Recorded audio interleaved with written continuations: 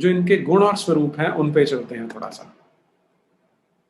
जो ये अल्लाह है, ये भी जेहोवा की तरह अब बाकी जो गॉड्स हैं उनकी एग्जिस्टेंस को मानता है कि और गॉड्स एग्जिस्ट करते हैं। हालांकि अपने आप में अगर आप एक हिंदू दृष्टि से देखेंगे आपको ये बड़ा अजीब सा लगेगा कि भगवान है जो कह रहा है कि बाकी भी भगवान है, और फिर सिर्फ इतना ही नहीं कह रहा, फिर बोलता है कि वो फॉल्स गॉड्स हैं, कि वो नकली भगवान है, वो झूठे माबूद हैं, इस तरह से बोलता है। और फिर तीसरा स्टेप है कि उनके साथ उसका कंपटीशन है, कि इनके साथ मेरा एक तरह से ईर्ष्या द्वेष है। और इस जो इस्लामिक अल्लाह है उसकी नज़र में जो सबसे बड़ा क्राइम है वो मर्डर नहीं है, वो रेप भी नहीं है, वो है कि अगर आप दूसरे गॉड को मेरे समान मानते हो तो ये सबसे बड़ा क्राइम है, ये सबसे बड़ा गुनाह है जिसे शिर्क कहा जाता है। जबकि अगर आप अब जो भारतीय परंपरा उसमें जब हम ब्रह्म की तुलना करने लगेंगे तो यहां पर कोई तुलना संभव नहीं हो पाएगी, क्योंकि ये विचार करना ही कि कोई इस प्रकार का गॉड हो सकता है जो नाम से भी इरिटेट हो, कि आप दूसरे का नाम ले दिया या उसे मेरे समक्ष रखा है, तो ये यहाँ की कल्पना से भी बाहर हो जाता है। इस पे आगे मैं थोड़ा विस्तार में बात करूंगा। अभी एक छोटे से डिफरेंस पे आते हैं कि जैसा मैं पहले बताया कि अल्लाह का प्रत्यक्ष ज्ञान संभव नहीं है, ना तो आप अल्लाह से मिल सकते हैं ना उसे देख सकते हैं। मरने के बाद आपकी जजमेंट पे शायद अल्लाह आपके सामने दिखेगा, लेकिन तब भी वो कोई ज्ञान की चीज नहीं है। आप उसे देख सकते हैं, अपने नेत्रों से देख सकते हैं।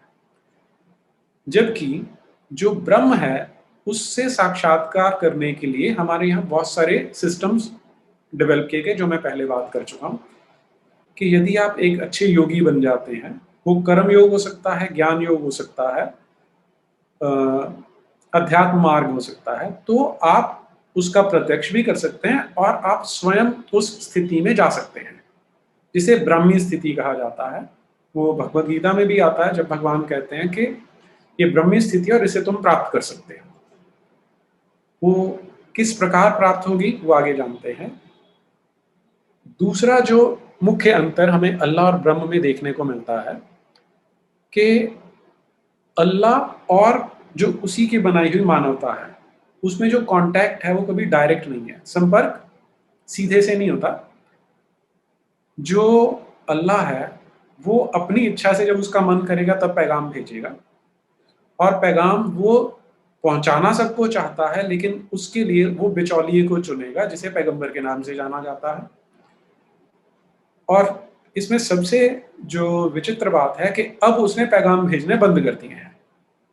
अब कोई नया पैगाम नहीं भेजेगा, अपनी ही क्रिएशन को, अपने ही मनुष्यों को।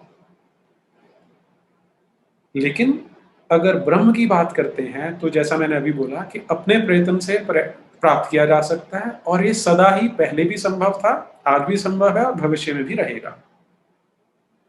बस ये कि आपको वो मार्ग चुनना पड़ेगा कि मुझे इस मार्ग से जानना है, तो आप उसे जान सकते हैं। फिर यहीं से इसको अगर आप थोड़ा सा आगे एक्सटेंड करें कि जो मैसेज अल्लाह के हैं, जो पैगाम है, वो अनुयायियों को अपने अंदर देखने की, अपने अंदर कोई परिवर्तन लाने की बात बहुत कम करते हैं। वो अन्य लोगों पर, या अगर स्पेशली बोले कुरान की शब्दावली में, काफिरों पर ध्यान देने की अधिक बात करते हैं। तुमने अपना विस्तार करना है, कि तुमने दरुल इस्लाम फैलाना है, कि इस्लाम का शासन फैलाना है तुमने, तो सारे का सारा बहिर्मुखी है, जिसे हम एक्सट्रोवर्टेड बोल देते हैं। जो ब्रह्म है वो आपको अपने अंदर देखने की बात करता है कि तुम्हारे अंदर ही ब्रह्म है, तुम उसे प्राप्त कर सकते हो, वहां पर कोई बाहर का विस्तार नहीं है। इसी की अगली एक्सटेंशन में आ जाता है कि जो अन्य मजहब के लोग हैं, जो काफिर हैं, उन्हें अगर तुम प्रताड़ित करते हो, उनकी हत्या करते हो, उन्हें कन्वर्ट करते हो, उनकी महिलाओं के साथ दुराचार करते हो, तो इस पे अल्लाह प्रसन्न होता है। ब्रह्म में आपको इस तरह का कोई गुण, कर्म या स्वभाव देखने को नहीं मिलेगा।